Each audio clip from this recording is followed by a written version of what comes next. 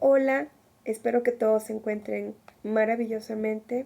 Quiero recordarles que este es un espacio virtual en donde se promueve la lectura de todo tipo de libros. Soy una persona a la que le gusta mucho leer y no solamente me gusta leer, me gusta ver lo que la lectura hace en otras personas. Como maestra de niños y como madre de dos jóvenes, he visto en experiencia personal todo lo que la lectura puede hacer por un niño, por un ser humano, por una persona en cualquier momento de su vida. Entonces es por eso que la promuevo y encontré esta forma abriendo un espacio virtual en el que se lean libros, se compartan y grabarlos en sesiones de 20 minutos para que las personas que así gusten puedan irlos escuchando, yo se los voy leyendo y ustedes los van escuchando y de esa forma ir conociendo los libros que en este espacio compartimos. Quiero recordarles que lo que estamos leyendo es una novela, la novela que titula El placer de los dioses. A mí me gusta mucho esta novela porque básicamente me gusta mucho el personaje principal, que es Cair, mejor conocido como Barbarroja, uno de los piratas musulmanes más recordados de todos los tiempos. A mí su personaje personalmente me gusta mucho porque es un personaje lleno de muchos valores y acompañado de una forma de pensamiento filosófica muy bonita. Hay personajes que le dan ese tinte filosófico a esta novela, ese aporte filosófico, y bueno, el personaje principal es un personaje que por elección propia es una persona con fundamentos morales muy buenos, muy bonitos, del que creo yo que podemos aprender muchísimo. Ahorita me encuentro leyendo también este libro que es de Shakespeare y bueno, estoy leyendo la forma en la que él escribía, que es a través de diálogos teatrales. Entonces, bueno, es muy diferente leer una novela que leer a Shakespeare. Entonces, aquí tratamos de ir leyendo de todo un poco, o es lo que trataremos de seguir haciendo. A veces por tiempos es un poco complicado, pero trataremos de seguir haciendo para que si alguna vez algunas personas llegan a este canal y pues puedan encontrar la intención que tiene, puedan disfrutarlo, puedan compartirlo. Yo creo que las mejores edades para convertirnos en lectores son la infancia y la adolescencia, la juventud. Y la razón que yo tengo para pensar de esta forma es que en cualquier momento de la vida un libro es un excelente compañero. Si como personas, como individuos atravesamos dificultades, nos podemos refugiar siempre en un libro, siempre encontraremos ahí respuestas, son excelentes consejeros, por lo tanto. Entonces, pues siempre es bueno promoverlos, ayudar a las personas a descubrir toda la magia que se encierra en un libro. Y bueno, vamos a continuar, no quiero restarle más tiempo a el avance de nuestra novela, lo que pasa es que siempre quiero recordar cuál es el enfoque y la intención de este canal, de este espacio. Bueno, recordemos entonces que nos encontramos con la llegada de Cair Etín, la venganza que tanto se buscó por muchos años y que termina con la pérdida de su mejor amigo, manos de un personaje que es totalmente un antagonista, es un villano que también acaba de morir. Pero como buen villano, antes de morir, hasta el último momento aprovecha ese pensamiento que tiene para crear un plan y poder golpear muy fuerte. Entonces, bueno, vamos a continuar, vamos a ver qué sigue. Y dice así: los notables y el pueblo tunecinos aceptaron de buena voluntad al joven bey. Prendado sobre todo de la garantía de su famoso progenitor, Cair Eddin se quedó algún tiempo más en Túnez dirigiendo los vacilantes pasos de su hijo en la difícil tarea. Uno de sus primeros objetivos para evitar futuras complicaciones políticas fue la de buscar a Muley Hassan, hijo del terrible Mohammed, de quien solo se sabía que, repudiado por su padre, se había refugiado en el puerto de Susa, pero cuando tropas armadas llegaron allí, se enteraron que Muley Hassan se había refugiado en Trípoli. Y Túnez empezó a retomar, aunque lentamente todavía, su antiguo esplendor, pues todos los recursos del país los invertía el joven bey en obras de bien público, sin reservarse nada para sí, a la inversa de lo que hacía Mohammed, que lo utilizaba en beneficio propio. Hassan Agha tenía la virtud de irradiar felicidad, pues su joven matrimonio se había visto engalanado con dos primorosas gemelas, las cuales, sin embargo, no tenían el cabello rojo, sino rubio, como la hermosa Janina. Esta dicha conyugal era bien vista por el pueblo tunecino, el cual quedó finalmente convencido que el cambio de gobierno había sido una bendición. Khayr ed-Din dejó a su hijo 30 barcos y un ejército de 10.000 hombres, y como jefe de estos y ayudante general a Shinam, el hábil y valiente rey, llamado el Judío. En los baños donde se concentraba a los cautivos que no prestaban servicios en las galeras, había un elevado número de personas entre hombres y mujeres. Fácil hubiera resultado negociar su venta en el mercado de esclavos, pero el noble Hassan Agha respondió a la sugestión de su ministro de Finanzas, diciendo que su propósito era convencerlos gradualmente del bien que podían tener participando en los trabajos y en los esfuerzos del pueblo tunecino por lograr su independencia económica, y alcanzar así un auge nunca conocido. El entusiasta joven bey era de creencia que eso bastaba para hacer grande en un país. La aparición y la entrada de la flota corsaria en la bahía de Argel fue saludada apoteóticamente. Todo el mundo, y no solamente los berberiscos y los sarracenos, comentaban las formidables victorias logradas por Khayr ed-Din. La captura de la isla de Rodas y la limpieza del mar Egeo, su desafiante paso por el estrecho de Mesina y la captura de Túnez fueron considerados golpes contundentes a las pretensiones imperiales coaligadas bajo el nombre y el poder de Carlos V y, principalmente, al orgullo español. Y nada había más grato para los centenares de miles de moros y judíos refugiados en el norte de África que alguien perteneciente a su propia raza diera aquellas zurras a los fanáticos amigos de la intolerancia y el odio racial. Mientras el pueblo todo celebraba jubilosamente aquellas victorias como un suceso personal, pues la presencia de tan numerosa flota daba sensación de poder y riqueza.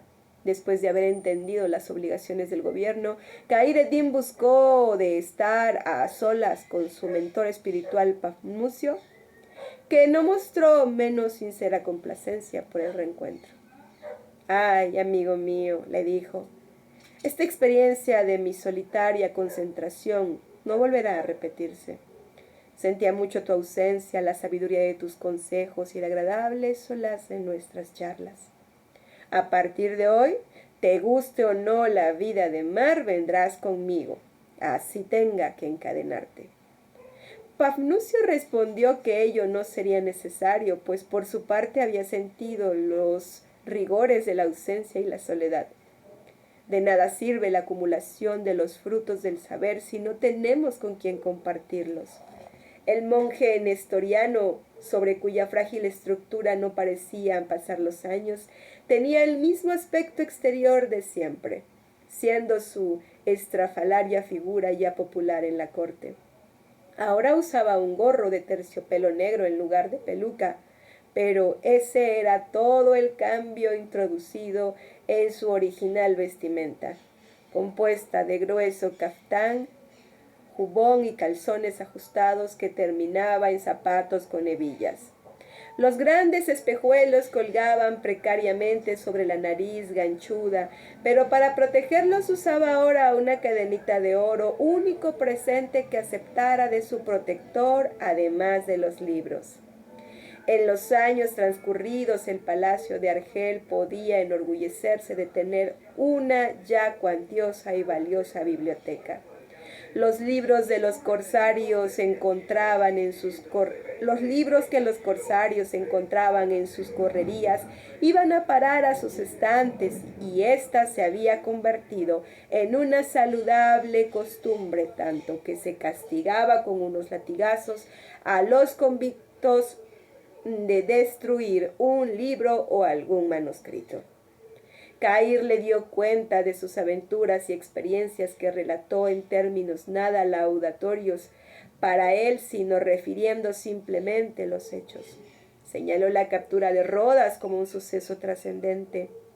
Pero creo que hemos cometido un grave error, llevados por el espíritu de generosidad al dejar libres a esos caballeros.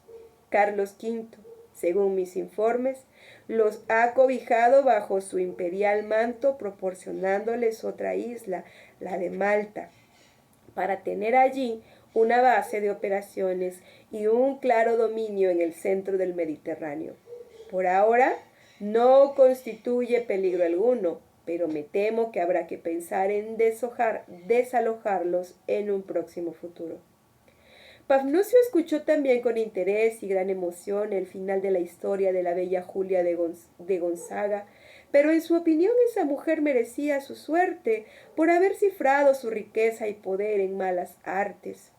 Todos los poderosos a los que se creen tales tienen su talón de Aquiles, declaró, y generalmente es ahí donde los hiere el dardo del destino. Pero Hassan, ¿por qué tenía que morir Hassan?, inquirió Cair con emocionado acento al recordar a su amigo. No había hombre más noble ni menos ambicioso o cruel que él. ¿Por qué cegó su vida a la misma mano que cegó la del más empedernido y astuto de los criminales? Y según todas las probabilidades, al no obrar en mí mi acuciado instinto, también hubiera sido otra víctima. Ya te lo he dicho, Señor, que todos los hombres venimos al mundo a cumplir un papel, una misión, un destino. Nadie escapa a esa rigurosa ley, y aunque en apariencia haya personas que vivan una existencia anodina, sin perjuicio ni beneficio para nadie, incluso ellas, de un modo visible, sensible o no, realizan lo suyo en este mundo. El noble Hassan no escapó a la regla. En cierto modo, él llegó a ser un factor desiderativo en la conducta de un malévolo y perverso ser que terminó como había vivido siempre, revolcándose en el odio y la violencia.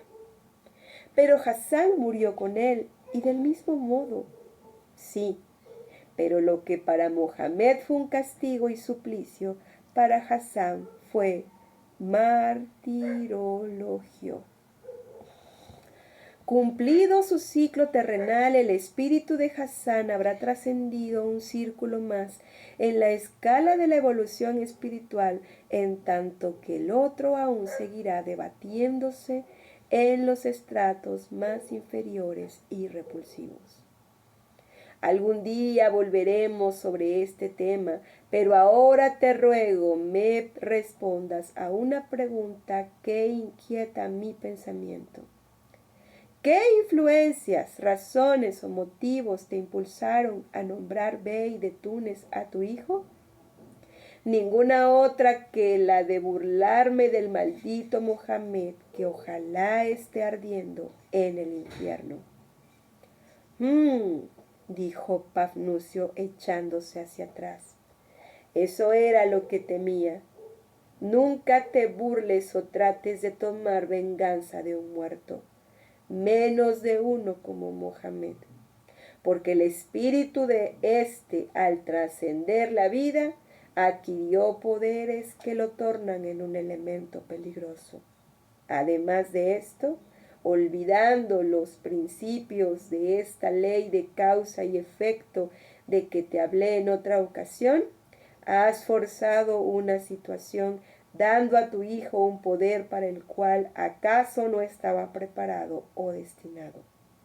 Esa ley puede castigar tu soberbia, Kair Pasha.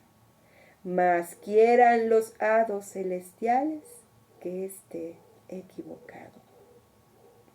El poderoso Kair Eddin inclinó la cabeza. Tenía la convicción de que el antiguo monje había leído sus propios temores al decir esto.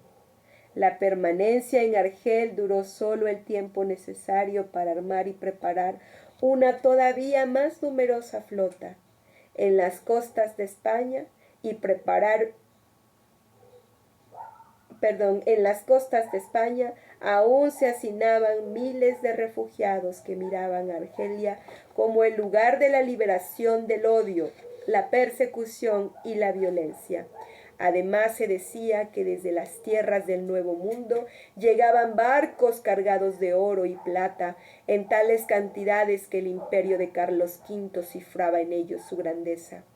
Era preciso, pues, destruir esa corriente de ingresos. Al fin la flota corsaria se hizo a la mar rumbo hacia el oeste sin alejarse mucho de la costa. El propósito era pasar frente a Orán, la poderosa base española, en un acto de abierto desafío. Pasando Orán, se dieron con un galeón español que no tuviera tiempo de buscar refugio en ese puerto. Algún tiempo después se hallaban en el Golfo de Ceuta y ya se disponían a cruzar al estrecho de Gibraltar cuando apresuraron otra nave, una portuguesa, que se rindió a discreción.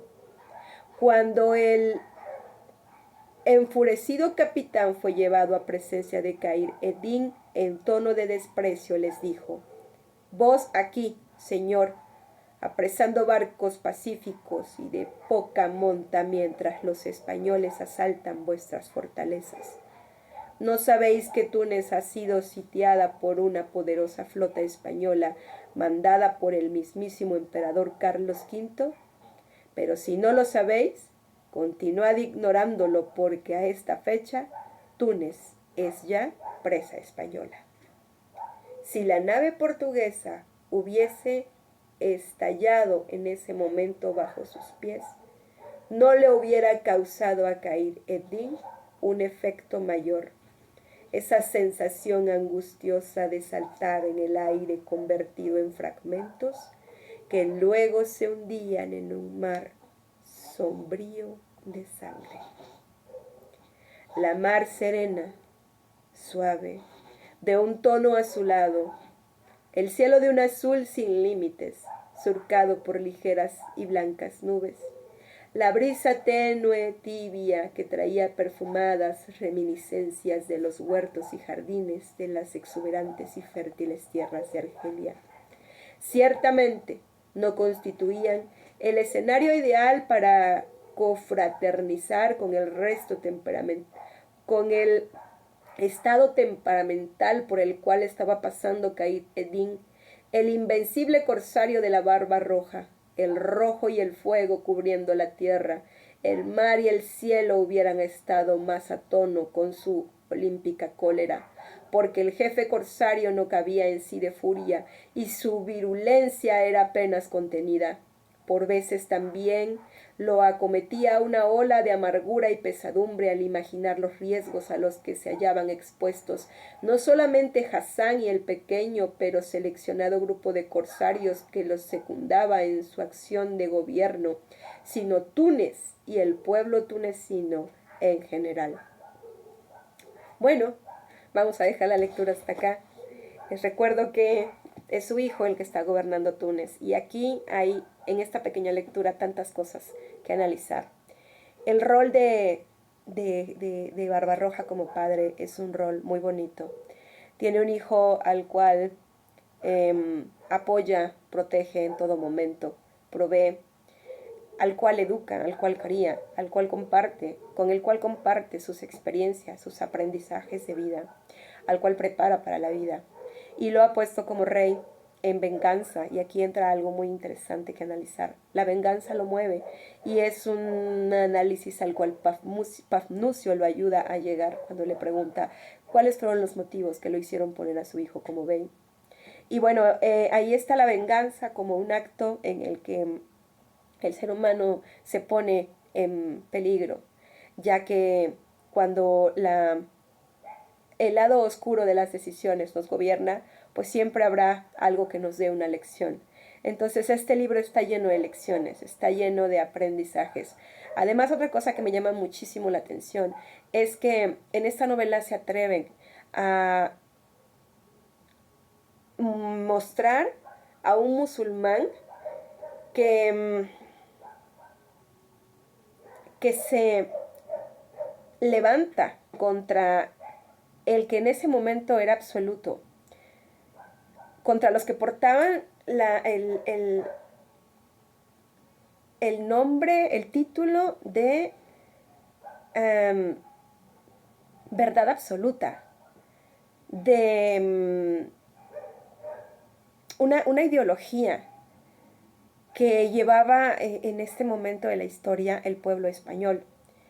Ellos se situaban y cometían los más atroces actos bajo asegurar que por el simple hecho de pertenecer al grupo cristiano tenían derecho y eran absolutamente irrefutables en todas las cosas que hacían.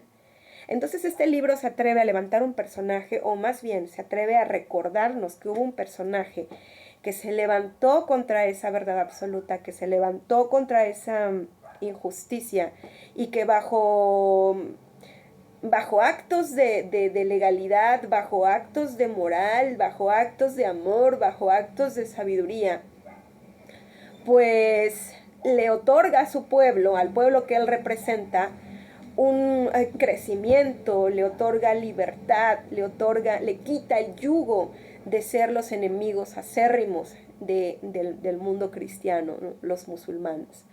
Entonces, bueno, a mí me parece fabuloso porque nos permite conocer un personaje que sale de los estándares, que se revela y que lo hace desde una versión estupenda del ser humano. Y bueno, eso lo hace ser tan grande. Yo los invito a continuar con el análisis y la lectura de este libro, y comenzaremos después otro y en todos los espacios posibles. Seguiremos promoviendo la lectura. Hasta la próxima.